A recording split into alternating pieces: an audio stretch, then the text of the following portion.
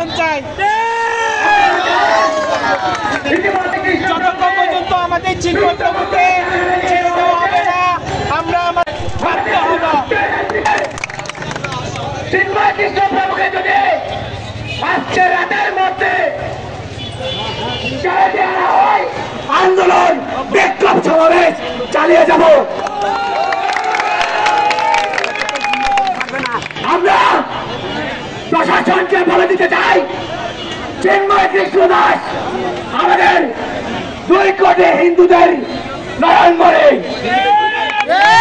আমাদের চিন্ময় কৃষ্ণ দাসকে যদি মুক্তি করা না দেওয়া হয়, আমাদের এই আন্দোলন অব্যাহত চলমান থাকবে।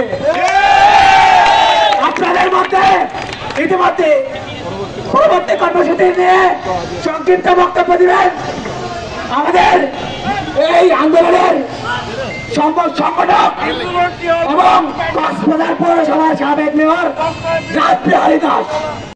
সনাতনী সম্প্রদায়ের একমাত্র মুখপাত্র, আমাদের সনাতনী জাগরণ মঞ্চের মুখপাত্র এবং বাংলাদেশ সনাতনী সম্প্রদায়ের 8 দফা দাবি আদায়ের একমাত্র মুখপাত্র,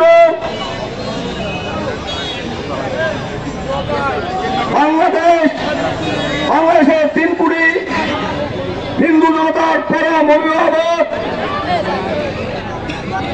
শ্রী চিন্ময় কৃষ্ণ দাস ব্রহ্মচারী মহোদয়কে গ্রেপ্তারের প্রতিবাদে আজকে সারা বাংলাদেশের ৭৭টি জেলায় আমরা সনাতনী সম্প্রদায় একযোগে প্রতিবাদ সমাবেশের আয়োজন করছি। সেই আয়োজনে আপনারা যার যার অবস্থান থেকে সামিল হওয়ার জন্য আজকের এই ক্ষুদ্র সমাবেশের পক্ষ থেকে আপনাদেরকে আন্তরিক ধন্যবাদ এবং কৃতজ্ঞতা জ্ঞাপন করছি। আমাদের শ্রী চিন্ময় কৃষ্ণ দাস ব্রহ্মচারী মহোদয় এমন কোন অপরাধ করে নাই। আমি সরকার প্রধানকে জানান দিতে চাই, এই যে আমাদের 8 দফা দাবি আদায়ের যিনি মুখপাত্র, তাকে আজকে ঢাকা আন্তর্জাতিক বিমানবন্দর থেকে গ্রেপ্তার করা হয়েছে। আমরা অনতিবিলম্বে তার মুক্তির দাবি জানাচ্ছি। নচেত সারা বাংলাদেশের সনাতনী সম্প্রদায় আমরা বৃহত্তর আন্দোলনে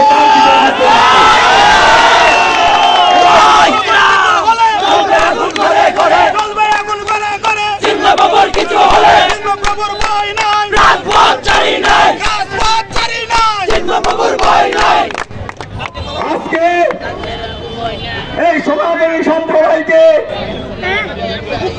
সনাতনী সম্প্রদায়কে উস্কানোর জন্য এমন কোন রাজনৈতিক দল আমি মনে করি এখানে সেই বাংলাদেশে নেই। কারণ আমরা যারা সনাতনী, আমরা আমাদের অধিকার নিয়ে বাঁচতে চাই। আমরা এই বাংলাদেশে জন্মগ্রহণ করেছি, এই বাংলাদেশে আমরা জীবন দিতে চাই। আমরা আমাদের অধিকার আদায়ের জন্য আমরা আন্দোলন সংগ্রাম করে যাচ্ছি। এই যে স্বাধীন বাংলাদেশে, স্বাধীন সার্বভৌম বাংলাদেশে ধর্ম নিরপেক্ষ রাষ্ট্র হিসেবে আমরা এখানে ধর্ম নিরপেক্ষতার প্রেক্ষিতে আমরা জীবন ধারণ করতে চাই। আমরা আমাদের জীবন ধারণের লক্ষ্যে, আমাদের সনাতনী চেতনার লক্ষ্যে আমরা 8 দফা দাবি দিয়েছি। আমি সরকার প্রধানকে জানান দিতে চাই, আপনার পক্ষ থেকে যদি আমাদের দাবি আদায় অনুচিত মনে হয়, অগ্রহণযোগ্য মনে হয়, তাহলে আপনি আমাদেরকে বলে দেন, আমাদের দাবি মেনে নেওয়া যাবে না। আমরা এবং রাজপথ ছেড়ে দিতে বাধ্য থাকবো। ওইটা যতক্ষণ না পর্যন্ত আপনার পক্ষ থেকে আমাদেরকে জানান দেবেন না, আমরা ততক্ষণ পর্যন্ত আমরা 8 দফা দাবি আদায়ের লক্ষ্যে আমরা আন্দোলন চালিয়ে যাওয়ার জন্য পরিশেষে এইটুকু জানান দিতে চাই, আমাদের মুখপাত্র, আমাদের পরম অভিভাবক কিংপুরি সনাতনী সমাজের অহংকার এই চিন্ময় কৃষ্ণ দাস প্রভুকে অনতি বিলম্বে মুক্তি দিয়ে আমাদেরকে রাজপথ থেকে বিতাড়িত করার সেই সুযোগ আমি মনে হয় সরকার প্রদানের রয়েছে। চিন্ময় প্রভুর কিছু হলে চিন্ময় প্রভুর কিছু হলে আজকের এই পুত্র পরিষদ থেকে আমি জানান দিতে চাই, এই কক্সবাজারের সনাতনী সম্প্রদায়ের সেই সকল মঠ মন্দির রয়েছে, এই সমস্ত বাড়িঘর রয়েছে, আমাদের সনাতনী পরিবারের সকল মঠ মন্দিরে কালো পতাকা উত্তোলন সহ আগামীকাল আমরা প্রত্যেকের বাড়িতে এবং মঠ মন্দিরে কালো পতাকা উত্তোলনের জন্য আমরা সব প্রস্তুত থাকবো এবং আপনাদেরকে উদাত্ত আহ্বান জানাচ্ছি। আমাদের উপর বারবার আমাদের উপর যে নির্যাতন, যে নিপীড়ন, যে নির্যাতন চালানো হচ্ছে, সেই নির্যাতন থেকে আমরা রেহাই পেতে চাই।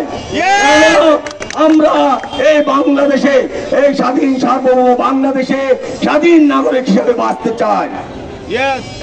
আমরা আমাদের অধিকারের কথা বলতে গিয়ে যদি আমাদেরকে বারবার ধিক্কৃত হতে হয়, আমাদেরকে যদি বারবার নির্যাতিত হতে হয়, যেমন এই যে কয়েকদিন আগে চট্টগ্রাম গ্রামের হাজারীগলিতে যে নির্যাতন করা হয়েছে, সেই নির্যাতন আমাদেরকে আত্মনাদ করতে হয়।